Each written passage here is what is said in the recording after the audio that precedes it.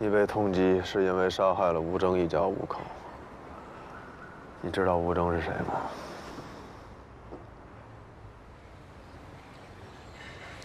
说心里话，我都不知道怎么就莫名其妙成了杀害一家5口的通缉犯呢。你们哥俩信息不对称的地方还不止一处。吴征是我们的人，他是市局的卧底。他们一家遇害的那天早上，我们还通过电话。他跟我说有一个不得了的发现：长风支队被犯罪集团渗透了，而且延伸到了级别很高的程度了。吴征既然是市局的人，为什么会跟你通电话？越来越像你哥了。问得好，因为我是他的牧羊犬。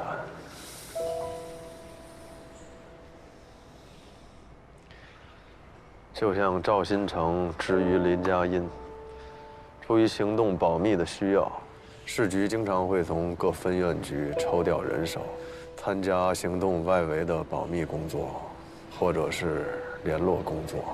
因为这行经常会开玩笑说，卧底是披着狼皮的羊，所以我们这种人就是牧羊犬。我的羊死了，而且死了一窝。从现场证据上看，杀他的人就是你。但从现在开始，我不得不重新考虑这个问题。重新考虑？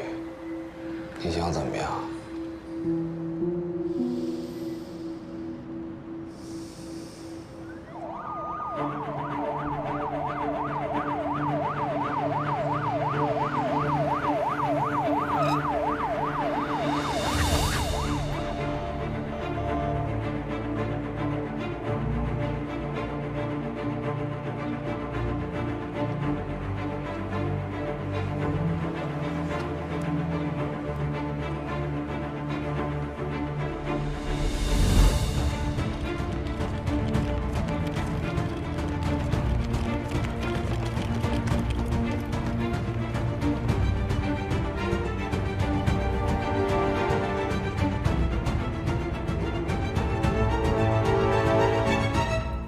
周旋啊，你因为被举报涉嫌谋害刘长勇副支队长，现在市局指派海港支队调查此案，决定对你采取拘留措施，带走。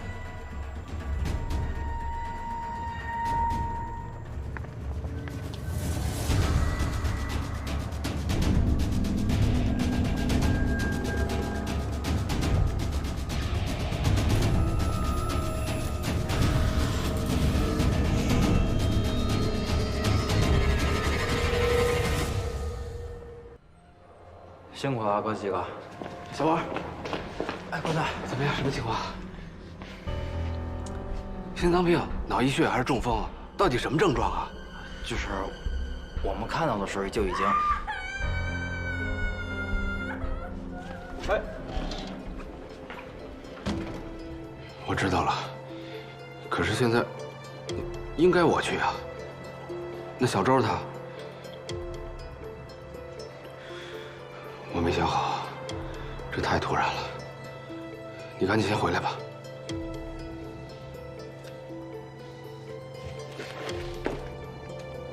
怎么出什么事了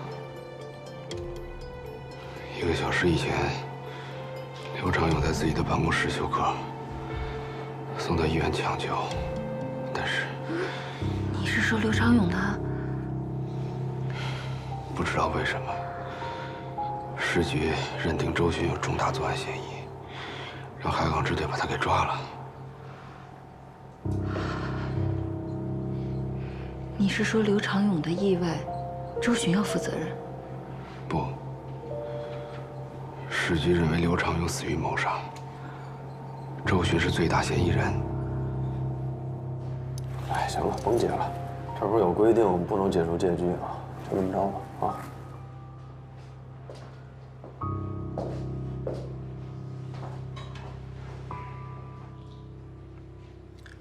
姓名：周巡，年龄： 35，住址：长风区罗家里6号楼901。奇怪，忘了，我爹山东人，我生在咱们青冈。家庭成员就我和我爹2人。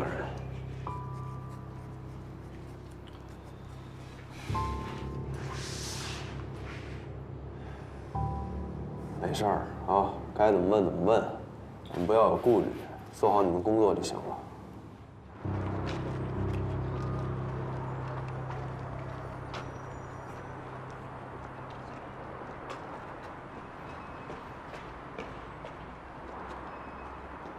哎，站住！你谁呀？请出示证件。啊，我是这儿的顾问，没有证件。以前是这支队长，随便找个同事都能证明。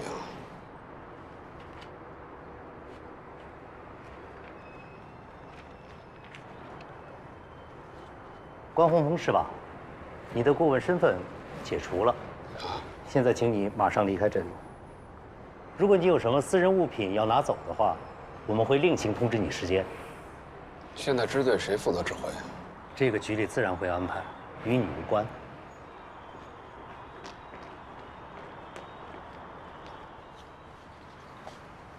海港支队勘察现场。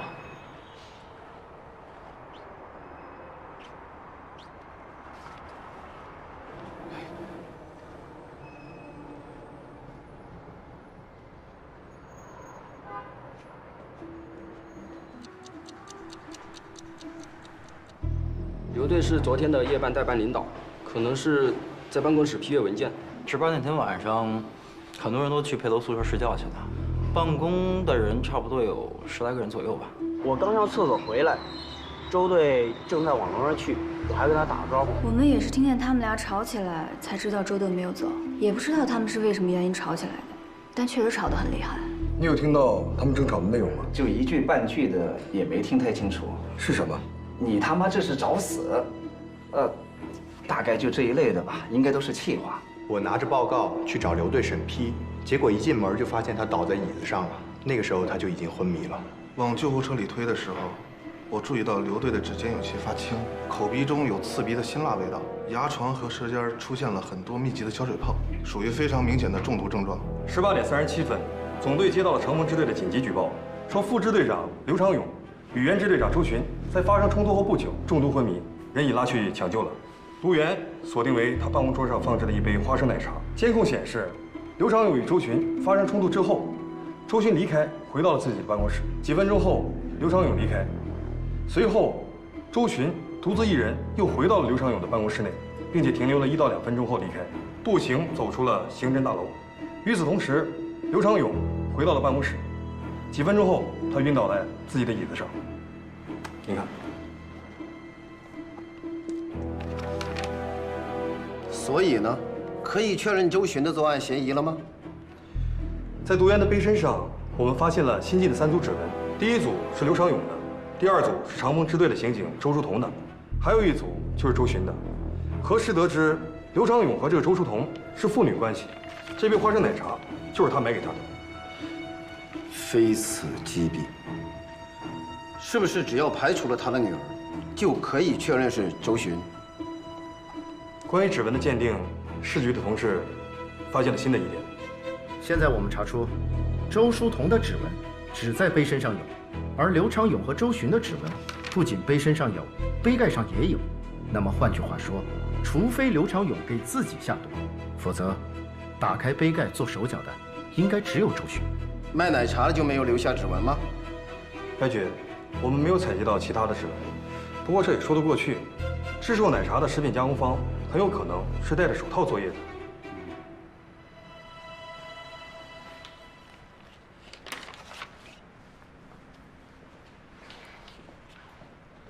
好的，我知道了。等有进展的时候随时联系。好的，关队，随时电联。叶方舟，肯定是叶方舟。你这么快就确定这事儿跟周迅没关系了？周巡这个大老粗，你要说他活活把谁打死，我信，但我绝不相信他会使用投毒这种小伎俩。更何况他是在自家的支队，到处都是监控，他又不是不知道。没错，这件事有很大的疑点，尤其是这刘长勇一上急救车，市局那边立马就接到举报，指向性异常明显。事关市分院局支队领导的生死，市局反应迅速，也在情理之中。宏宇向我描述过当时的情景，别的不说，他正和宏宇了解从长春调查回来的线索。当时他的表情、语态都非常的轻松自然，不像是刚投毒害过人的样子，对吧？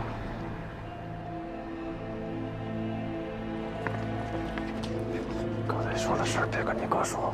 从之前有过2次意外之后，周巡就一直在暗中追查长翁支队内有没有被犯罪分子腐蚀或者渗透的情景。从现在的情形来判断，他侦破的方向是对的。如果说周巡真的是被冤枉的话，那我们现在该怎么办？既然市局已经调查出毒源是那杯花生奶茶，从监控上看，刘长勇在饮用奶茶之前，除了周巡，没有任何人进出。所以，在剩下的这些可能性当中，我们要做的就是查一下奶茶什么时候被下的毒。市局不是已经查到那个杯子上面有周树彤的指纹吗？你说到点儿上了。我在支队这么多年，从不记得刘长勇是那种给自己买花生奶茶喝的人。得找机会问一下小周，那杯奶茶是不是他买给刘长勇喝的？等会儿我去医院问问。哎，如果我们能核实出那杯奶茶是在哪儿买的，你有没有把握把沿途的监控录像都调出来？不是，那你看你想看哪种监控啊？其中它交通监控和安防监控它破解办法是不一样的。你到时候吧，它不是说你行了，反正现在咱这状态也狮子多了不怕咬，我就都把它破了，你到时候看呗。先把机票的问题解决了再说。佳音，你准备飞长春吧，务必要保证乔森的安全，他可是咱们手上最有价值的证人。就目前情况看来，叶方舟这伙人已经丧心病狂，你要做好心理准备，随时旋入凶险。那倒无所谓。如果陷入你所说的境地，交战的规则是什么？等到了正面交锋的时候，咱们绝不能手软。就算为了对付他们，你最好不要变得和他们一样丧心病狂。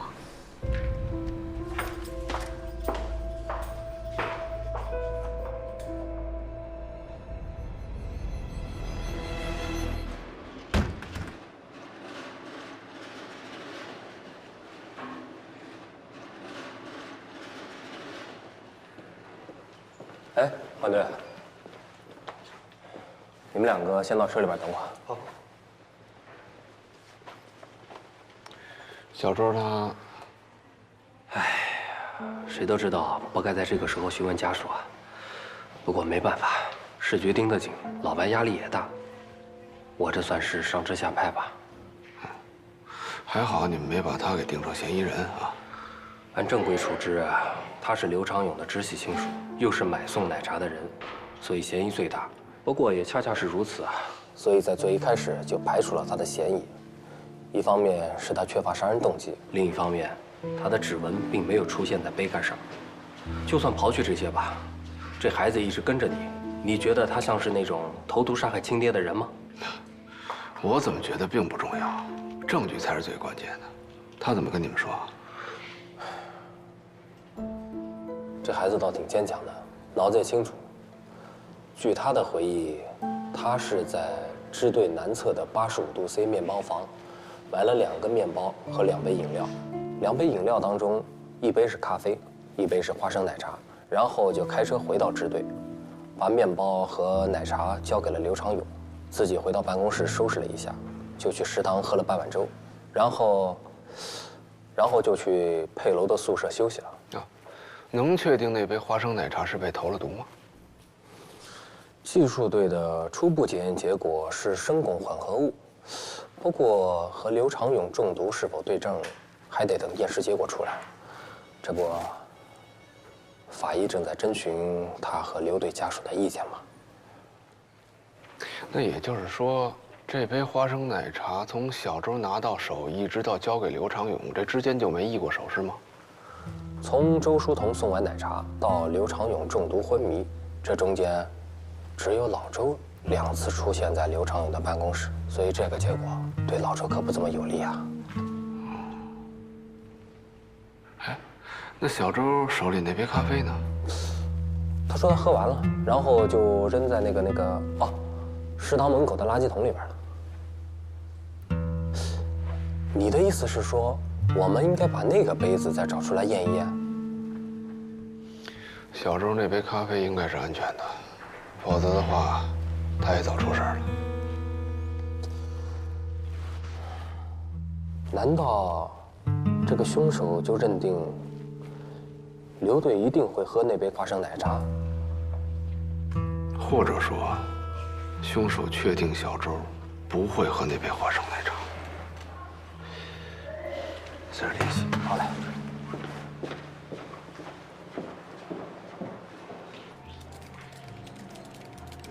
好了，你看啊，这个人他来了，进去了，买完了，出来了，没了。那这能有什么帮助？看不到他车吗？根本拍不到。面包店门口它有盲区，它停在外面了。哎，花生奶茶之类的热饮是不是都是现挑现卖的？对啊。哦，你是怀疑面包店的店员偷的毒？啊？哎，你看这人怎么又回来了呢？这是手机落在里边了。不管是因为什么，他回面包店手里没拿着饮料。能不能找其他角度的监控？我想看到车。峰哥，这我已经尽力了。这面包店附近的交通监控、安防监控，所有的监控都在这儿，没有一个能拍到那辆车的。就包括你在他车里的时候也是这样。这个面包店门口，它这个监控就是有盲区，你这能怎么办呢？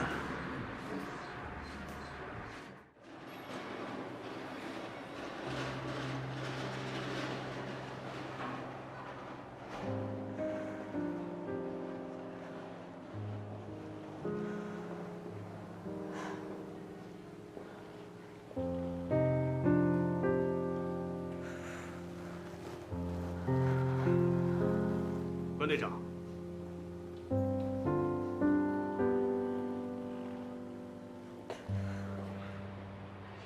王队，好久不见。啊，你怎么还在这儿呢？刘队的爱人现在里面，能否做尸检，我们要征得家属的同意。周警官那儿倒是没什么问题，但是授权书上还需要刘队陪我签字。行，那你先忙。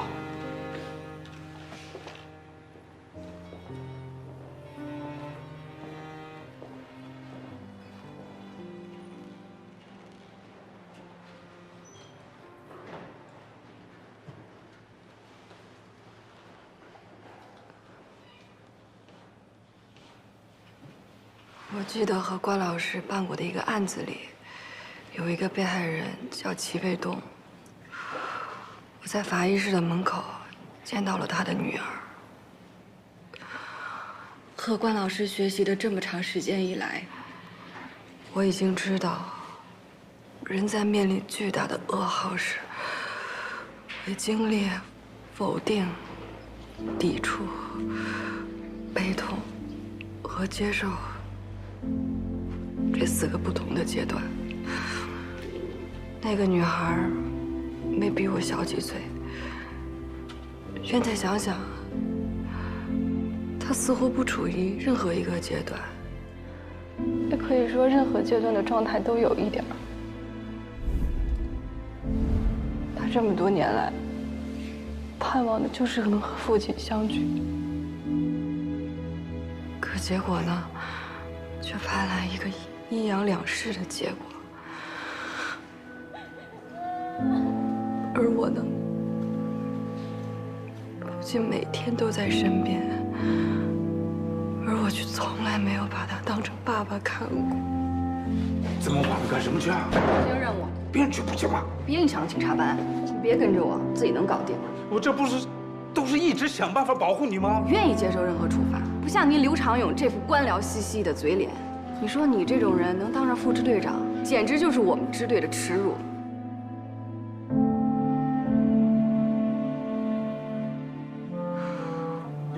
你不是给他买了吃的和饮料吗？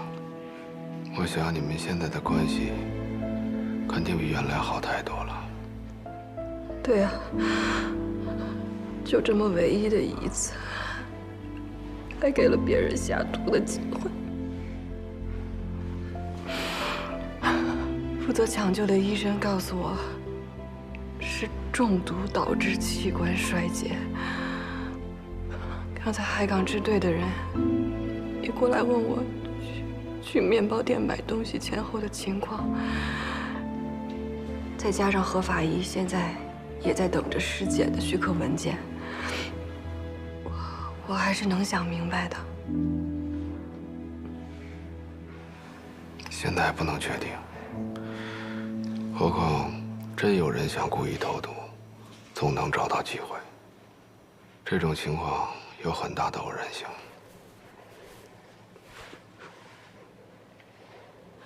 当初他俩离婚，他又重新组建了家庭。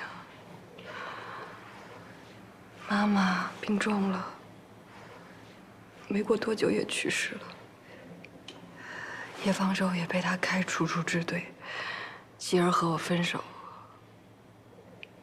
所有的这一切，我一直认为都是他造成的，而我当时以为自己能做的，就是拿自己的命换他后悔一辈子。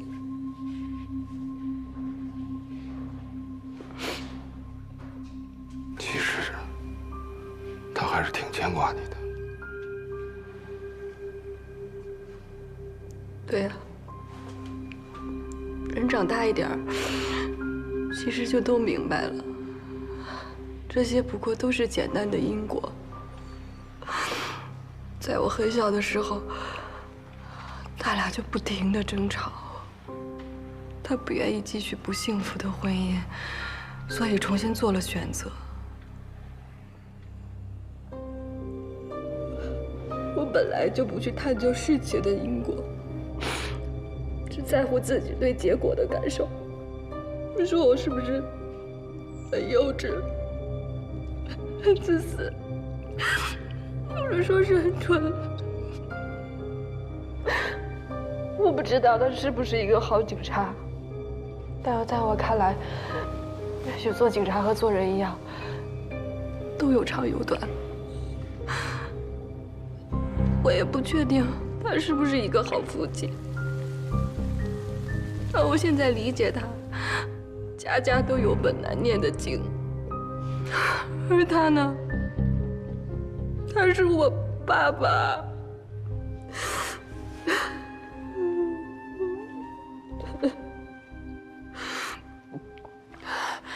当初齐卫东的女儿恳求我，一定要找到杀害他父亲的凶手。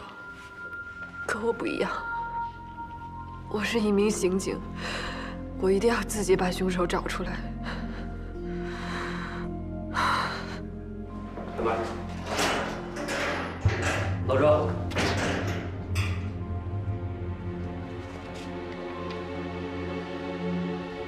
赵队啊，他是做着，我也没问你。这样，我来问，你们进。怎么着？铐子都不给摘，太不给面子了。行了，你这么弄我更摘不干净了。就这样。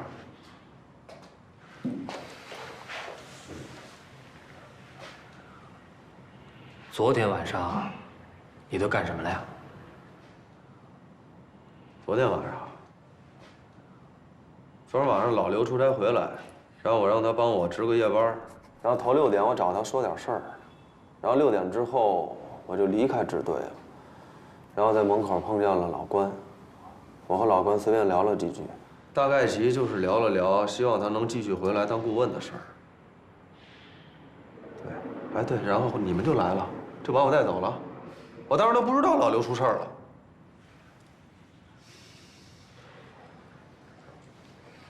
那你和刘长勇见面的时候，都说了些什么呀？我们就是说说他在长春得到的那些线索，该怎么往上汇报。你们对楼里的其他人都听到你和刘长勇有争吵，是因为工作汇报意见的不合？因为什么我想不起来了，但我们俩不一直就不和吗？这就不用记，该怎么记怎么记，全队上下都知道我们俩不和。但是老刘是我们支队的人。 我周巡的枪口向来是冲外的，绝不冲自己人。那你又回到刘长勇的屋里边，又看见他桌上放着一杯奶茶吗？当时没有，我第2次去的时候，我才看见他桌上放着一杯喝的。当时我特别困，我以为咖啡呢，我打开一闻，不是啊，奶不稀稀的，我就放那儿了又。 那就是说，你承认你在和刘长勇发生争吵以后，又在他不在的情况下，单独的进入过他的办公室，对吗？我去的时候也不知道他不在办公室啊。你和他刚吵完架，你又回去找他，为什么呀？事儿没说完呗，还能为什么？然后你就离开了支队。对。 你们俩先出去一下，我和老周单独聊2句。车队啊，出去。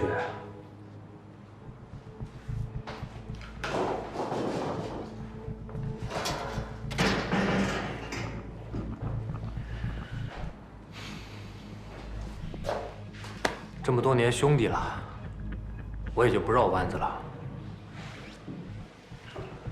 刘长勇的死，到底和你有没有关系？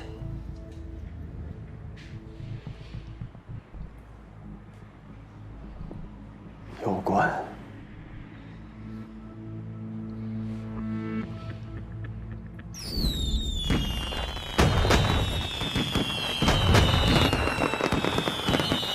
喂，说什么？大点声，我听不见。啊？没有人。我说没人，没人，你抽调个屁呀！预审也来借人，派出所也来借人，巡查也来借人，哪他妈还有人啊？啊？ 你找治安队拆对吧？啊，就这样了啊！喂，哎，是我，谁？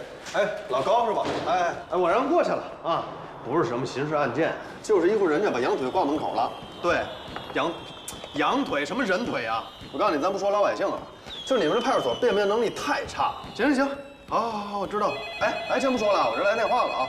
啊，好，过年好，哎，好嘞，哎。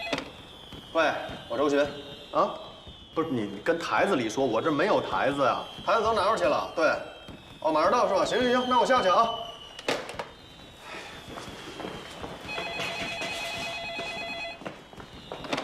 喂，我周巡，啊，我没受着啊，行，那我下去看看。哎呦，别提了，今儿接了6起纵火案，没有1起跟纵火有关系的，啊。 啊，行啊，去，行嘞，好，派人，好，等着啊，去一会儿。周哥，刘队呢？刘队我不知道啊，是不是看春晚呢？没有，刚才市局那边又发了一个通告啊，邀请中心又给来一个案子，你说说。你帮我接个电话吧啊，我有个案子来不及了，我先下。哎，对了，快啊！把你那台子借我使使，我是没有了啊，给我用啊，谢谢啊。哎，超导回话，收到，听讲啊。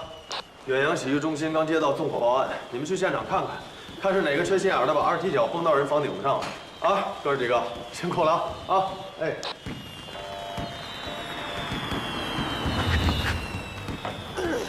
大哥，去哪儿？疼！哎，嘿，又是那小子啊！这周哥，行，还没到12点啊，好样的！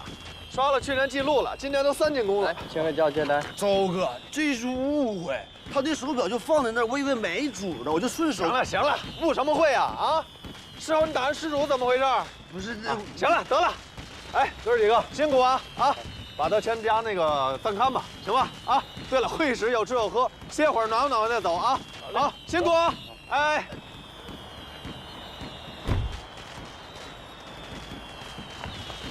哎，对了，刘队，那个小王刚才找您说市局有个什么通告要给您，回头再说吧。啊，好。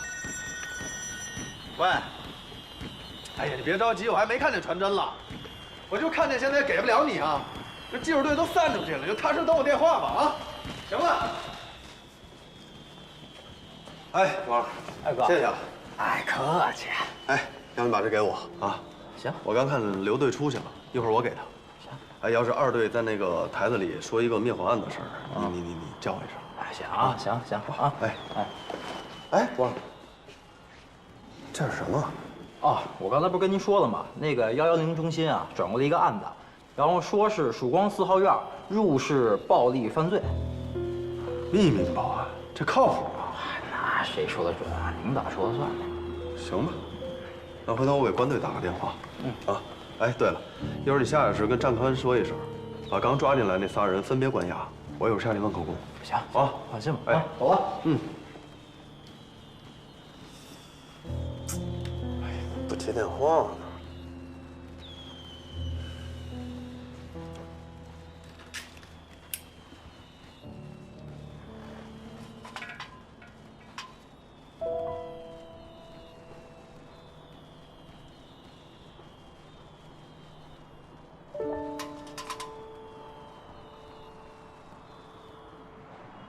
确切的说，从一开始，从2月13号那天开始，所有跟这个案子存在关联的人，都和他的死有关。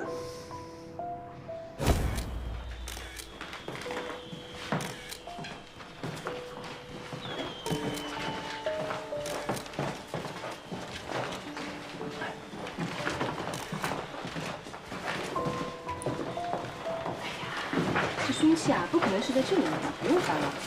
哎，你看这儿是不是少了一个什么东西啊？手机之类的东西吧？是吗？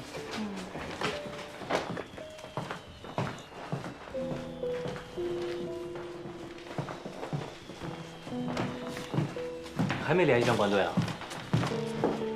没有。你认识他？啊？谁？不认识，不认识。哦。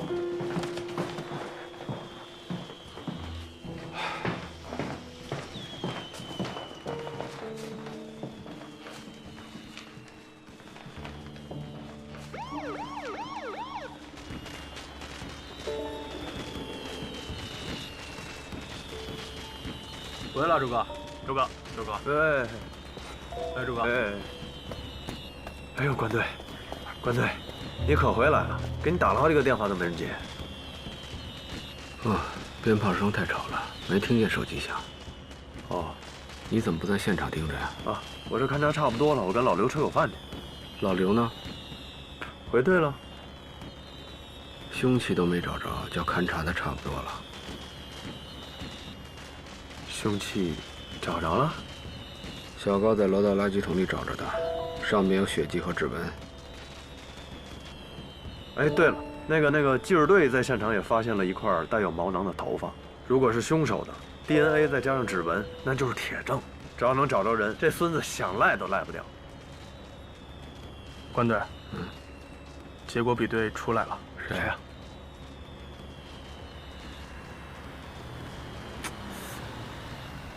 什么？看看。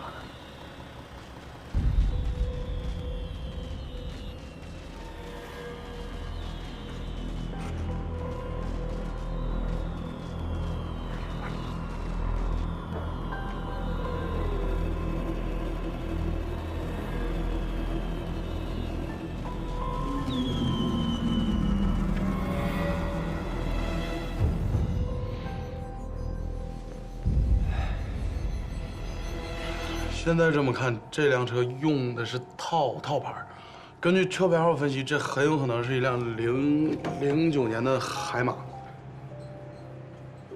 能从视频里看清楚司机的脸吗？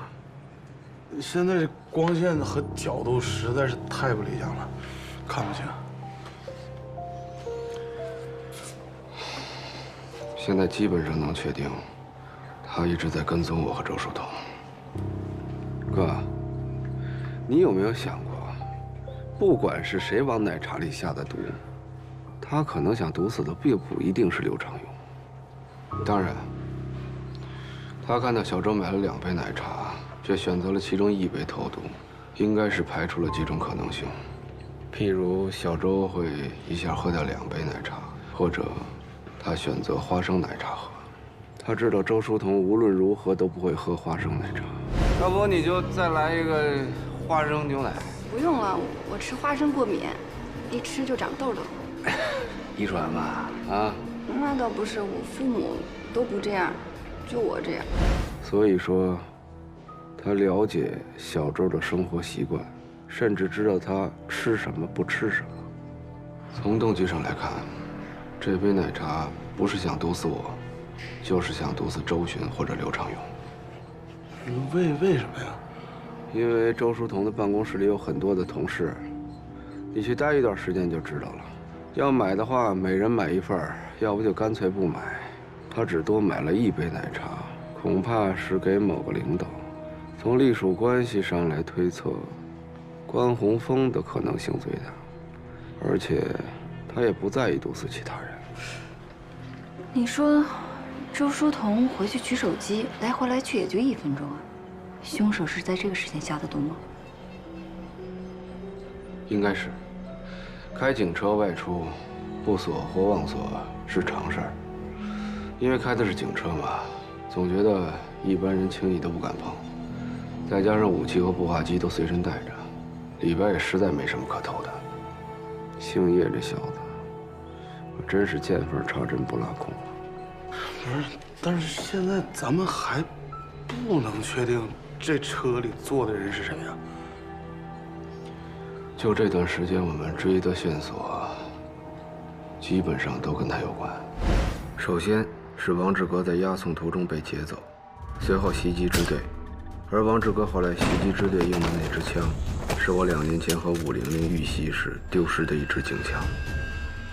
这起事件到最后，安婷因为被周巡看出马脚，想杀周巡，反遭击毙。而安婷死之前，最后见的人就是叶方舟。而且不要忘了，这个曾经化名为安藤的安婷，是洪宇被陷害那个案的所谓的目击证人。到了金山那档子事的时候，叶方舟为什么要跟着你啊？这个点我一直也想不明白，但是毫无疑问，他对这个事儿很上心。刘长勇之前循着线索一直追到了吉林，并且找到了金山他们那次军火交易的前客乔森，而乔森则以手代笔写出了元凶的名字。哎，你说他设计这么多事儿，目的是什么呀？这些事儿不是他策划的，他只是个执行者。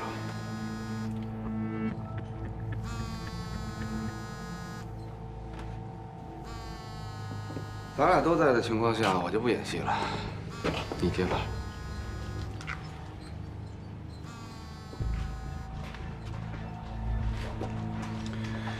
这些事儿的规模牵扯到非常复杂的情报来源、人员调配。叶方舟只是个小崽子，光凭他做不到这份上。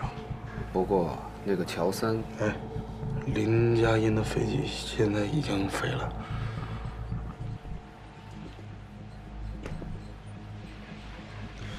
市局指派施广陵降任长风支队，他现在是管事的。我记得你跟我说过，他以前是从长风出去的。现在局面这么难看，派个老手来坐镇，也说得通。刚才是他亲自给我打的电话，关宏峰顾问的身份又恢复了。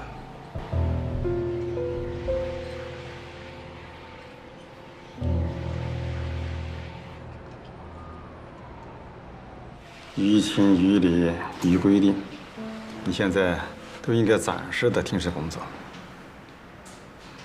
可是话里话外我也听出来了，之前虽然是海港支队一直在调查，但我敢肯定，你不想置身事外。这样吧，这些日子呢，你的时间就自己安排。听说那边正在尸检，你想干什么，我也不管，我也管不了。小乖，小周，你们俩尽量多陪着他。我看道上说，你们俩是校友，我可不希望这个时候小周出现什么问题。你们先去忙吧。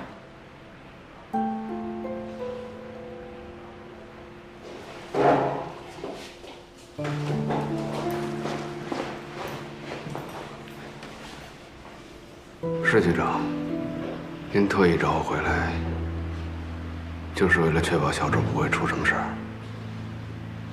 刚才我已经说过了，这是小赵的事情，你的任务和他差不多，在中间加一个稿子就可以了。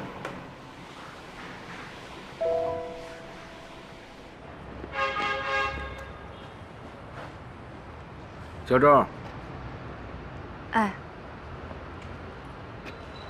郭老师，早点回去休息啊！我也先回去了。刚才师局他回去早点休息吧。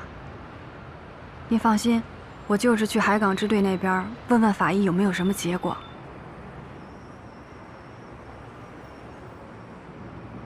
好吧，那我先走了。嗯。走。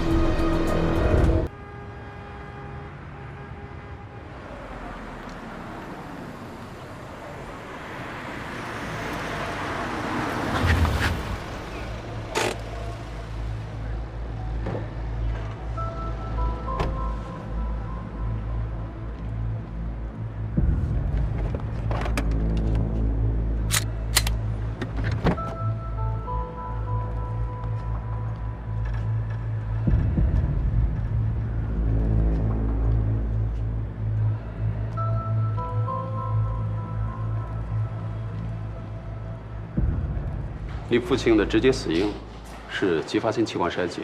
那这些毒物是如何进入他体内的？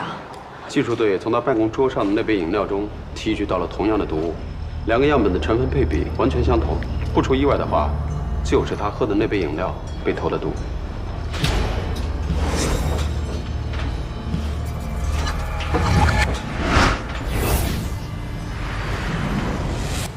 要我说啊，这个制毒的人具有相当程度的专业知识，甚至是专业背景。另一方面，所有的有毒成分都可以从正常渠道购买的原材料中萃取出来。但毕竟这些东西是有剧毒的，原材料就这么容易购买，那萃取过程不会很复杂吗？当然，而且大部分含量比较低，萃取出来很费劲。可能从化工原料中萃取更容易，但是这部分呢，我就不大清楚。可，您怎么就知道凶手一定是从原料当中萃取的呢？那有没有可能是从毒物实验室当中偷的这些啊？应该不会。如果是从实验室偷的话，完全可以做到纯度更高。譬如说，尸检中发现的硒含有过量的有机硒，这是很多化工和农副产品都含有的。如果是从实验室偷提纯的成品，不如直接用亚稀酸来的更有效。那如果我们逐一排查周围有购买这些原材料萃取物的企业，有没有可能找到线索？关于这部分，我想你们的官队比我更有发言权。好，谢谢何法医啊，谢谢您。不客气。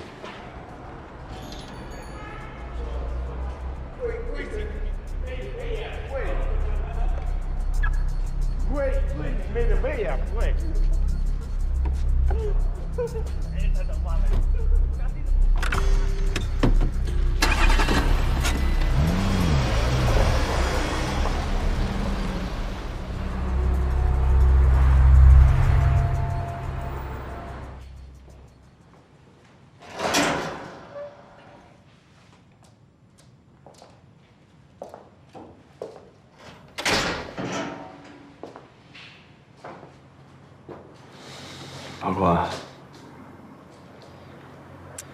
来了。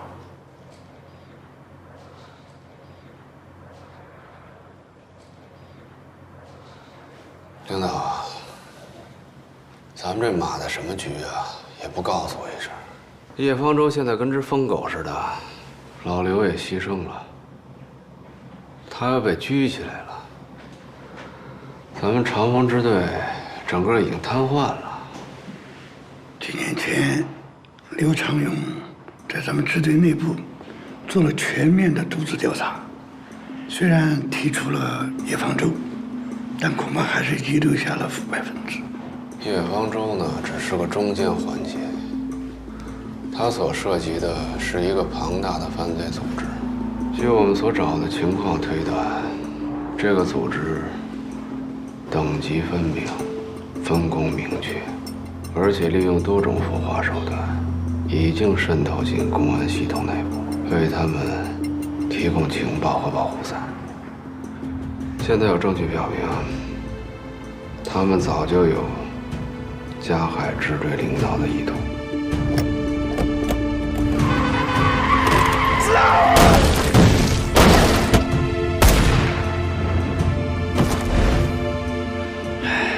之前，周迅在私下里也跟我说过这事。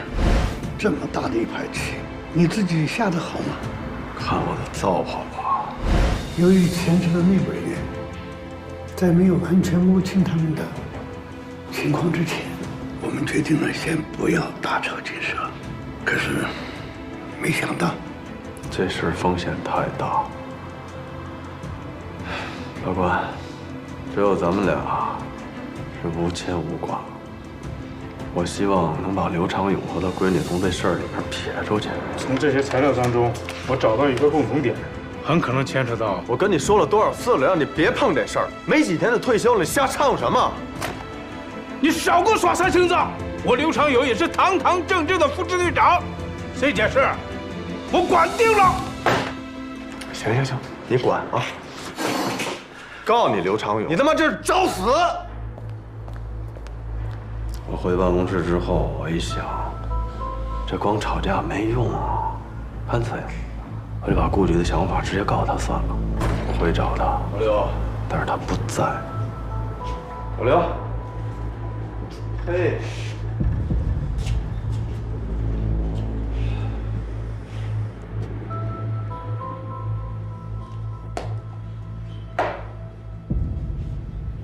哎，老关。我还以为你不回来了呢，我刚跟老刘置了一肚子气，咱哥俩溜达溜达去。刘长勇的牺牲，是我们都没想到的意外。对，但据我判断，其实他们那杯奶茶想毒死的人是我。这也是我绝对没想到的。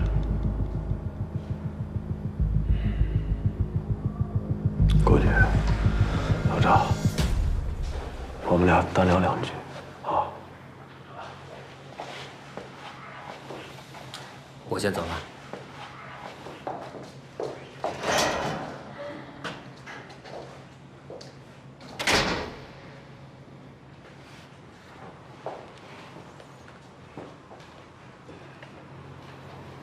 我算是明白了。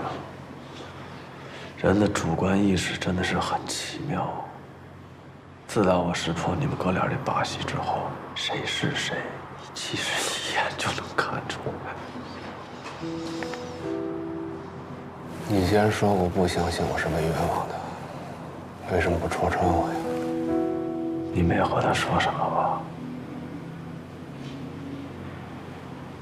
那就好。有俩事儿，我想问问你。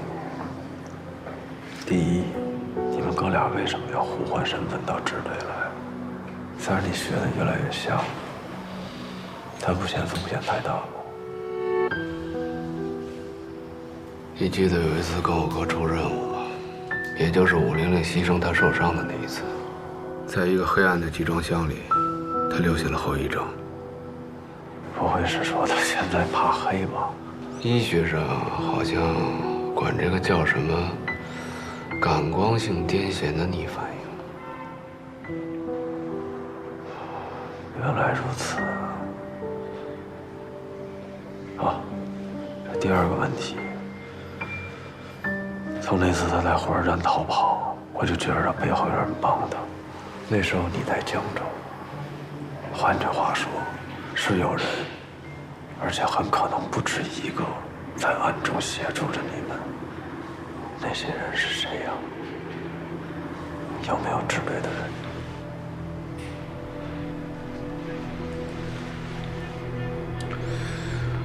能够在这个时候对我们出手相助的，不但冒了极大的风险，而且也是坚信我是被冤枉的。也许你这么问没有恶意，但是我说了，就等于辜负了他们对我的信任。出卖朋友的事我干不了，够仗义。但我也想告诉你，有时候越亲近的人，也不见得可信，包括你哥。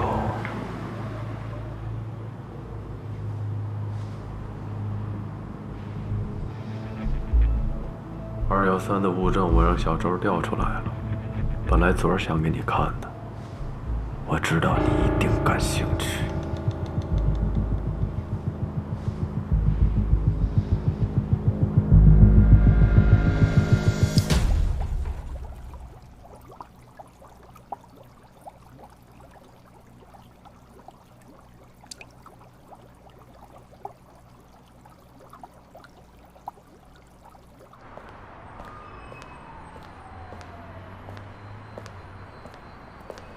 关队，小周还没走吧？还在办公室呢，说有些事儿需要处理。对了，海港那边的状况，碰的结果……没事，我自己问他吧。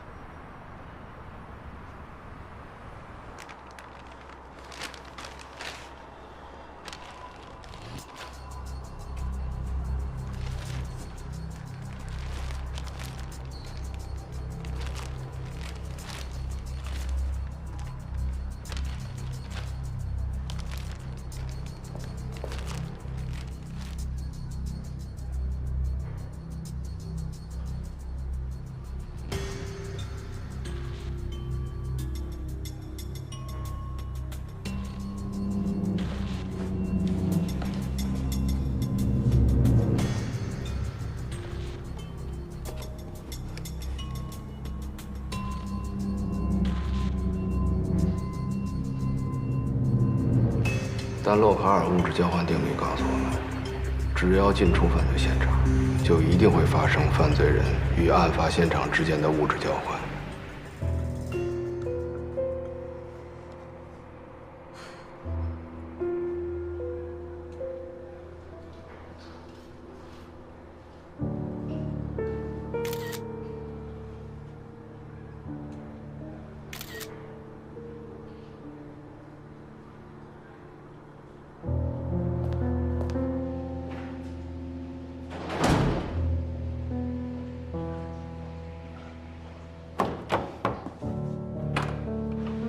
王哥，房屋证。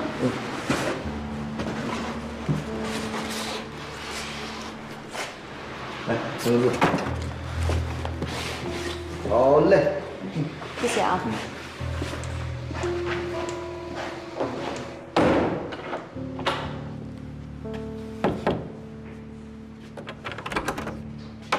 关队。哎，小王，小周刚才把物证还回来了吗？还回来了，你俩前后脚的事儿。行，你让我进来一下。哎。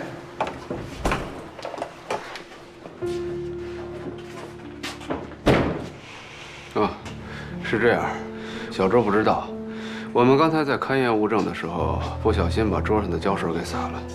你赶紧查一下密封袋封好了没有，我怕污染物证。哎，这行。哎，这您。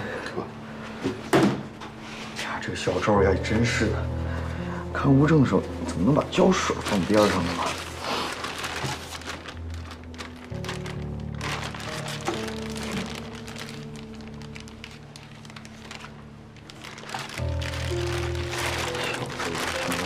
情大义。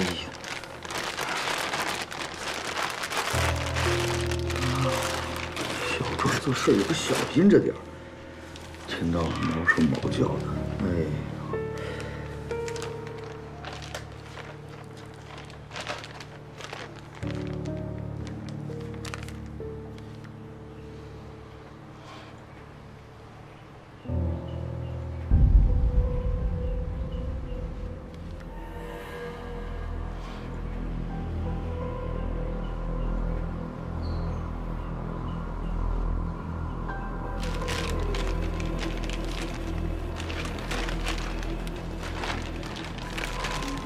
看来没问题。是，没有问题。虚惊一场。哎，等一个。哎，好嘞，好嘞。那您慢点啊。小周。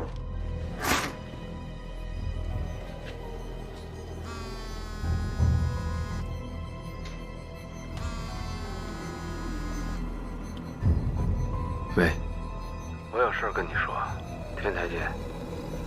你在哪儿？ 喂，喂，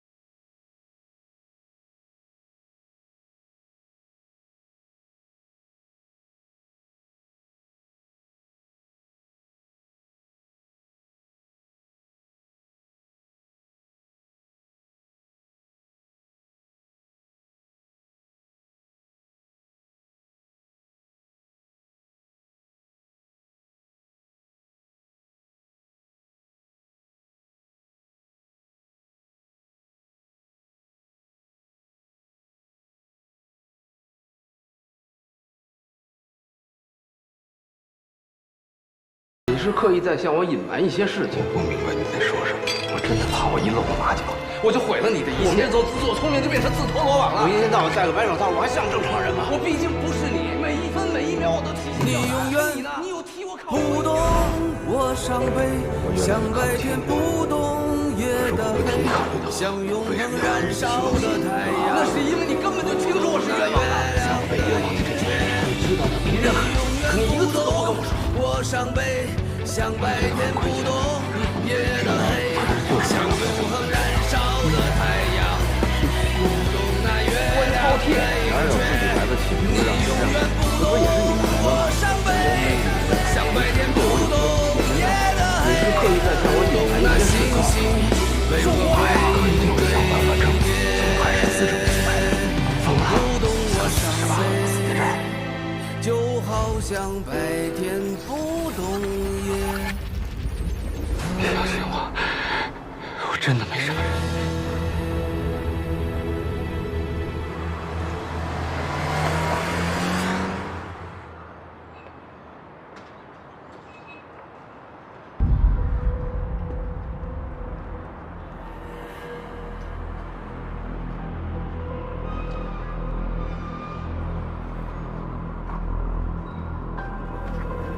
为什么在这交接？因为家里不够宽敞。什么意思？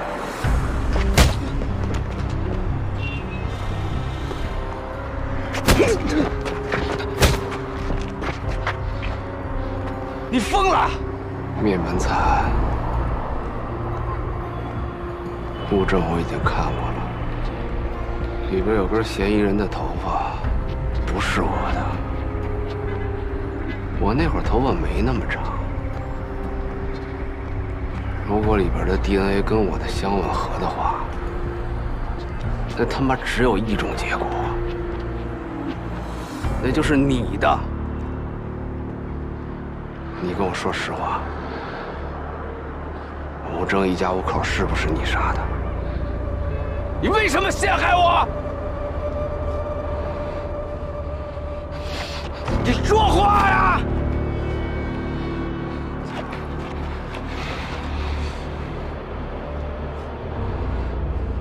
你把所有的人都当傻子一样耍，连你自己的亲弟弟都不放过，你还是人吗？我终于明白，你为什么晚上不敢出门，根本不是什么狗屁恐惧症，是你心里有鬼。关洪峰，我敢堂堂正正的说，我没有杀害吴正一家5口。可你敢吗？啊！你他妈说话呀！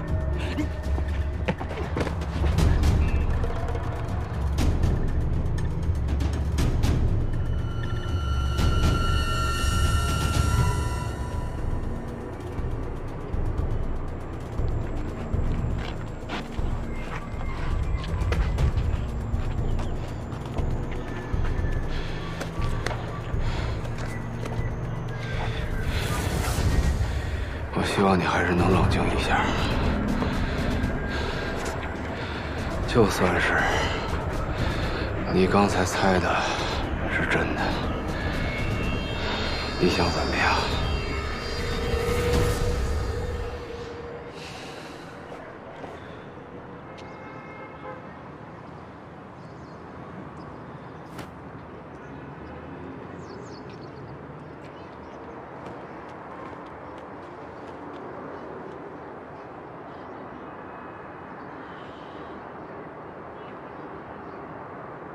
你能怎么样？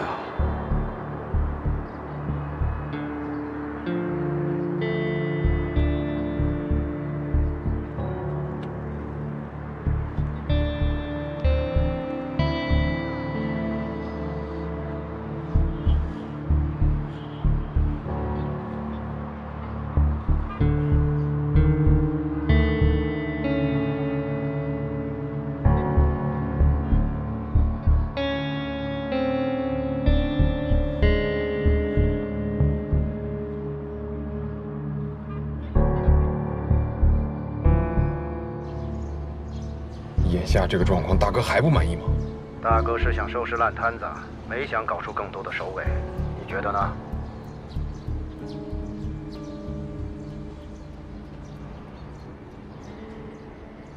你怎么看关老师？学院派精英，人也挺和善，有点高冷。那你觉得他来队里做顾问，到底有什么目的？我估计，他是想找机会接近他弟弟的案子吧。不过这在队里也不算什么秘密。他弟弟的案子我不了解，但是不管真相怎么样，毕竟是亲兄弟嘛。我在他身边工作的这段时间里，发现他异于常人的缜密、严谨、理智。这样一想想，他因为当初被禁止调查关宏宇的案子，愤而辞职，很蹊跷。怎么讲？你看我就明白了。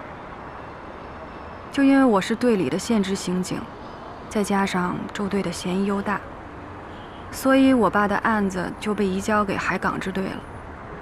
那当初如果关老师没有辞职的话，那他弟弟的案子恐怕也移交给其他的分院局了。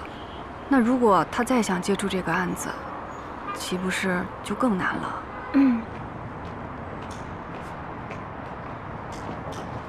关队，这是通过海港支队的毒物检测结果，找出了本市所有拥有这些毒物萃取原材料的化工企业，打算对这几家进行排查。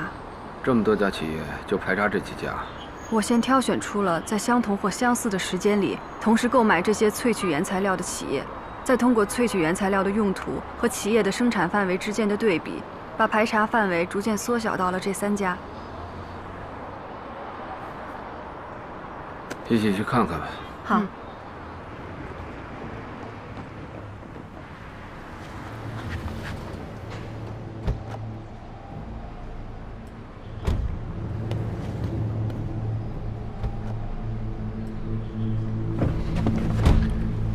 你他们怎么才来啊？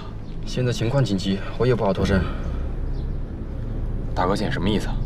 大哥现在一脑门子官司，到处给你擦屁股。他让我接到你之后，马上跟他联系。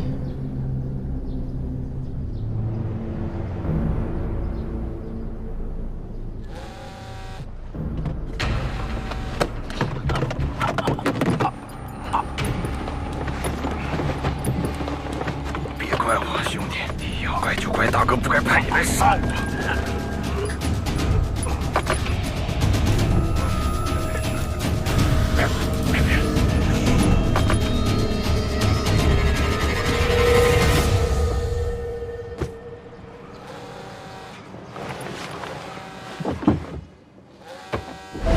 刘队是昨天的夜班代班领导，可能是在办公室批阅文件。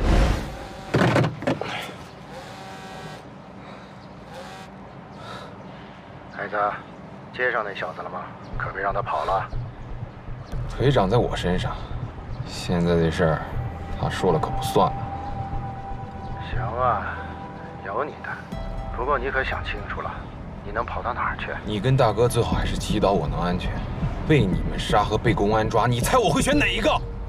动动脑子，如果把你杀了，关宏宇肯定会意识到你是被灭了口，背后还有其他的人。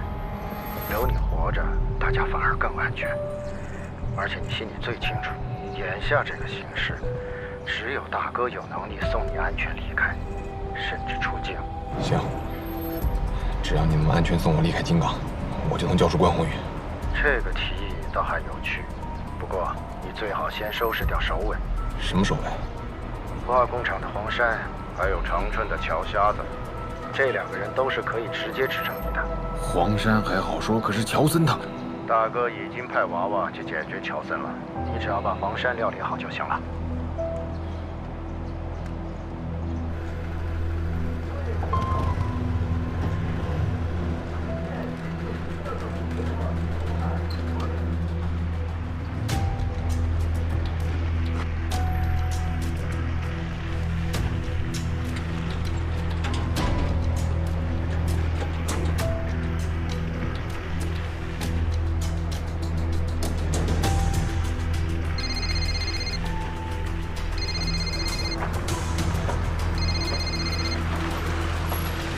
喂，怎么样了？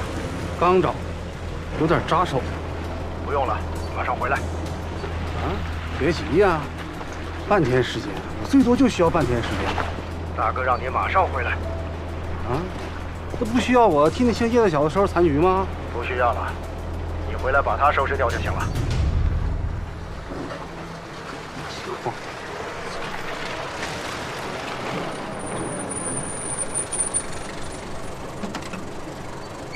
师傅，农家机场。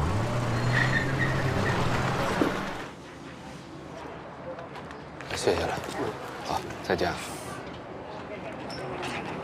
那现在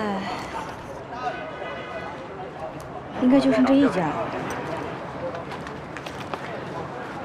天快黑了，关老师，您看我们要不要先回队里，明天再来查？别废话了，接着查，赶紧上车。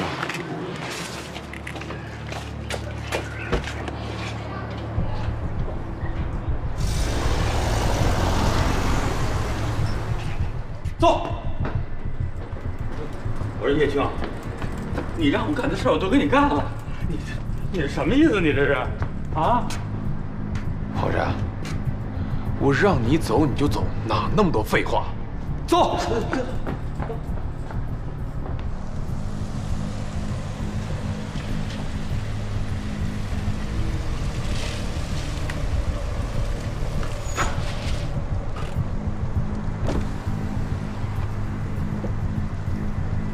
是叶方舟的车，走，小心一点。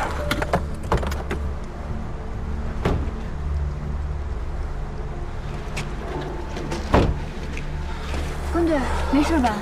没事，可能有点累，快去查车，别搞我。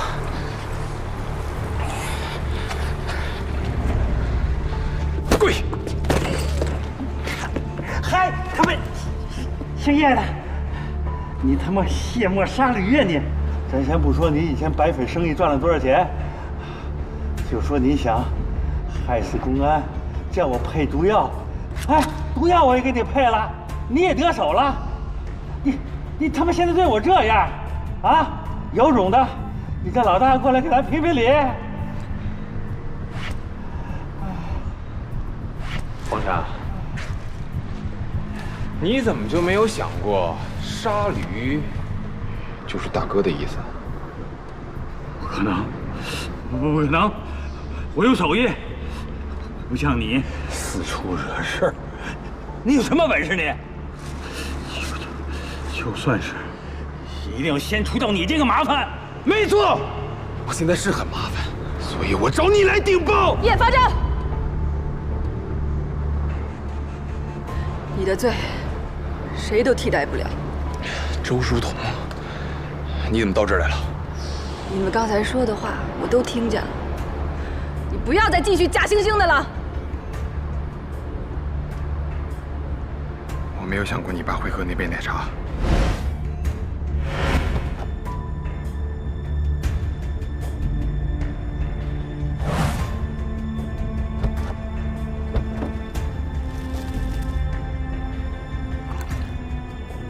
不要再说了。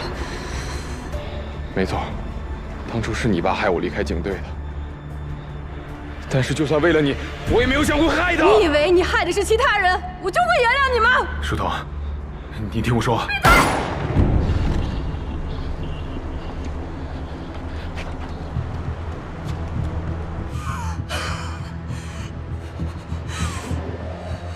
把枪放下，你也别动。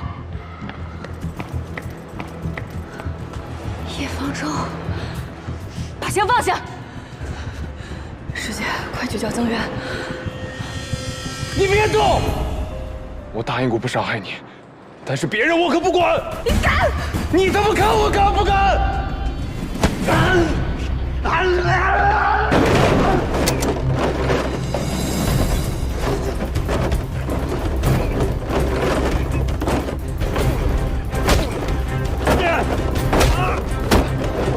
叶方舟！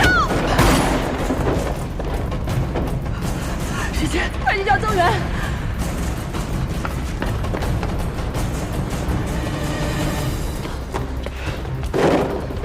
关老师，没事吧？快追！待在这儿别动，增援马上就到了。快追！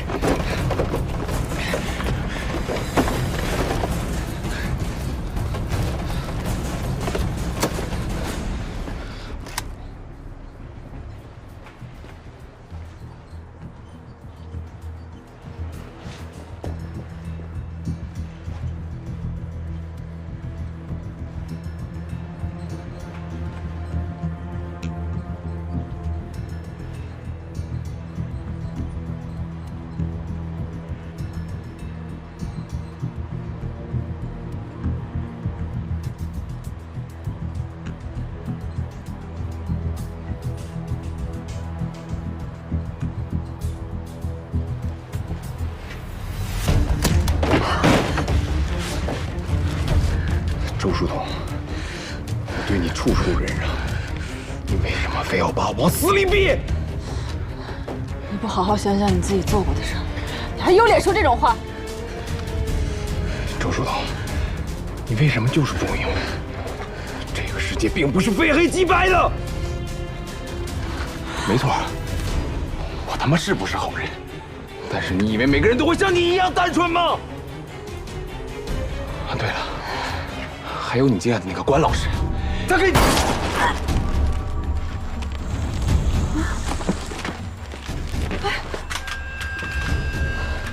谁？